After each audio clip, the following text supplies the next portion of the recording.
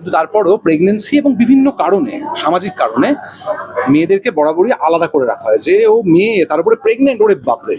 এই আলাদা করে রাখাটা এটা বাসে সিট সংরক্ষণের মতো আর কি। মেয়েরা মেয়েদের শত্রু হয়ে ওঠে কখন। তো আমার মনে হয় যে এই যে প্রত্যেক মুহূর্তে আলাদা করে রাখা, যে একটা মানুষের শরীরের এটার মধ্যে দিয়ে যায়, আচ্ছা ও মেয়ে তাহলে বাড়িতে রান্নার লোক না এলে ওকেই রান্না করতে হবে, আচ্ছা ও ছেলে তাহলে তো ওর এটা বেলা অব্দি ঘুমানোর অধিকার আছে। এই যে ডিসক্রিমিনেশনটা ছোট ছোট করে, এবং সেটাকে আমরা কখনো আদরে কখনো স্নেহে, আমার ছেলে বেলা অব্দি ঘুমিয়ে।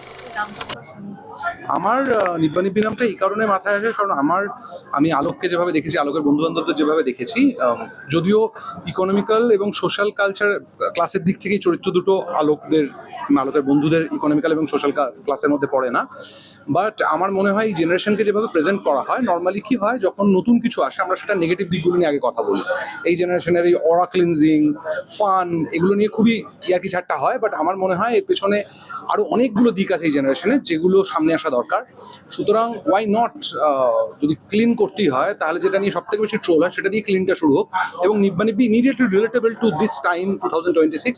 আমি চেষ্টা করেছি আমার সিনেমায় সবসময় বর্তমান সময়কে রিফ্লেক্ট করাতে, চেষ্টা করেছি যে যাতে এই সময়টা ধরা থাকে, যাতে ভবিষ্যতে যারা দেখবেন তারা যেন এই সময়টাকে চিনতে পারেন।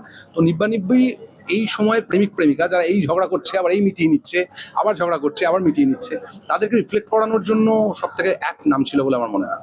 আমি তোমার কাছে আসবো, যেহেতু তুমি একটা মেয়ে, সেখান থেকে আমি বলবো যে এই যে একটা মেয়েকে নির্ভী বলে ক্যারেক্টারাইজ করা, এটাই যে এক রকমের ফিচার, এই ফিচার থাকা মানে এটা নির্ভী। এই বিষয়টাকে তুমি কি ভাবে, মানে এটা কতটা, মানে এটা কতটা ভুল বলে তোমার মনে হয় আজকে দিনে দাঁড়িয়ে? আমার মনে হয় যে কিছুই ক্লাসিফাই করা ভালো নয়। মানে যে কোনো মানুষকে বা যে কোনো কিছুকে তুমি মানে এটা এই বলে দাও, তাহলে তার আর কোনো অপরচুনিটি, কোনো স্পেস থাকলো না গ্রো করার, সে ওটাই রয়ে গেল। তো নিব্বা নিব্বি ওয়ার্ডটা কি একটা নেগেটিভ, তুমি জানো নেগেটিভ অত রিস্ট্রিক্টিভ ভাবে ইউজ করছি না যে এটা মানে এর বাইরে আর কিছু হতে পারে না। ভালোবাসা এবং অ্যাকশন, প্রেম এবং অ্যাকশন, এই দুটোকে এক জায়গায় নিয়ে আসে, এবং তার সঙ্গে প্রেগনেন্সির মতন একটা ভীষণ ডেলিকেট সাবজেক্ট, যেটা আমরা অন্যান্য জায়গায় দেখেছি হ্যান্ডেল করা হয়, সেটার আইডিয়া শিখে অ্যান্ড হাউ দিস। এই যে তোমার প্রশ্নটাতে তোমার উত্তর লুকিয়ে আছে অ্যাকচুয়ালি।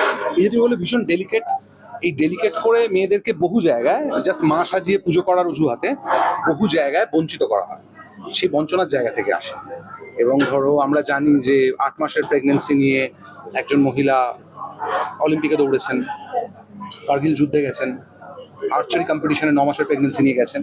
কিন্তু তারপরও প্রেগনেন্সি এবং বিভিন্ন কারণে, সামাজিক কারণে মেয়েদেরকে বরাবরই আলাদা করে রাখা হয়, যে ও মেয়ে তার উপরে প্রেগনেন্ট, ওরে বাপরে। এই আলাদা করে রাখাটা এটা বাসে সিট সংরক্ষণের মতো আর কি।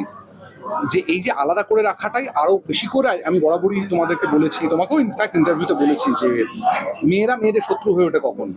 তো আমার মনে হয় যে এই যে প্রত্যেক মুহূর্তে আলাদা করে রাখা, যে একটা মানুষের শরীরের উপর ডিপেন্ড করবে যে সে প্রেগনেন্সির অবস্থায় কি করতে পারবে অথবা পারবে না, রাইট? সে প্রেগনেন্ট অবস্থায় কি করতে চাইবে, সবার ক্ষেত্রে একই রকম জিনিস অ্যাপ্লিকেবল হবে না।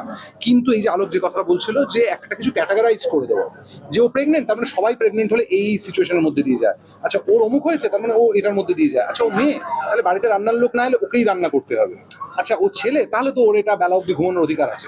এই যে ডিসক্রিমিনেশনটা ছোট ছোট করে, এবং সেটাকে আমরা কখনো আদরে কখনো স্নেহে, আমার ছেলে বেলা অব্দি ঘুমোয়, কি আমার স্বামী ওটা করে, কি আমার বয়ফ্রেন্ড তো প্রচন্ড মাথা গরম, একটু দু চটথাবড়া মেরেই দেয়, এই যে জেনারেলাইজ করে দেওয়া যে কোনো রকম মেল গেজকে, সেটার বিরুদ্ধে এই ছবিটা কথা বলে। এবং যে কারণে সৌরসেনীর চরিত্রটাকে প্রেগনেন্ট করার এটাই কারণ যে প্রেগনেন্সি কোনো ট্যাবু নয়। প্রেগনেন্সি, মেয়েরা একটা মেয়ে জন্ম দিচ্ছে মানে তার সেটা এম্পাওয়ারমেন্ট, সেটা তাকে বন্দুক চালানো থেকে আটকাতে পারে না। কেমন আজ অধিকাংশ ক্ষেত্রে এরকম দৃশ্য রয়েছে ছবিতে যেখানে ঋষভ দৌড়ে যাচ্ছে, কিন্তু সৌরসেনী নিজের প্রেগনেন্সির জন্য হয়তো দৌড়তে পারছে না, সেটার কষ্টের কারণ। So we should empathise. আমরা যেটা করি সেটা হচ্ছে ক্যাটাগরাইজ। এই ক্যাটাগরাইজ থেকে যাতে ক্যাটাগরাইজ করাটা নিয়ে কথা হয়, আমার ছবি কখনোই আঙুল দিয়ে কিছু বলে না, কিন্তু একটা সত্যি সামনে তুলে ধরেছে নিব্বা নিব্বিও।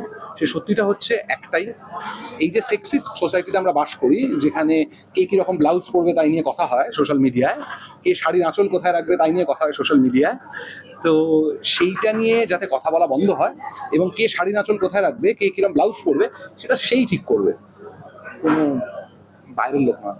এই যে তুমি কথা বললে, সেখানে ডিরেক্টলি শিক্ষার তো যোগ আছে, এবং আমরা জানি যে যারা মানে তথাকথিত শিক্ষিত তাদের দেখো, শিক্ষা শুধুমাত্র তো পুঁথিগত শিক্ষা নয়, সেই পুঁথিগত শিক্ষাটাকে কে জীবনে কাজে লাগাতে পারছে, দ্যাট ইজ মোর ইম্পর্টেন্ট। এক্ষেত্রে আমি বলবো, যাদেরকে শিক্ষিত বলে অ্যাপারেন্টলি মনে হয়, তারা হয়তো 4টে নেম ড্রপ করতে পারেন, তারা 4টে বইয়ের নাম বলতে পারেন, তারা তাদের ঐতিহ্য নিয়ে, অতীত নিয়ে কথা বলতে পারেন, তাদের লিগাসি নিয়ে কথা বলতে পারেন, কাজ নিয়ে কথা বলতে পারেন, কিন্তু তার মানে এই নয় যে তিনি শিক্ষিত। শিক্ষা যে জীবনে অ্যাপ্লাই করেছে, আজ ধরো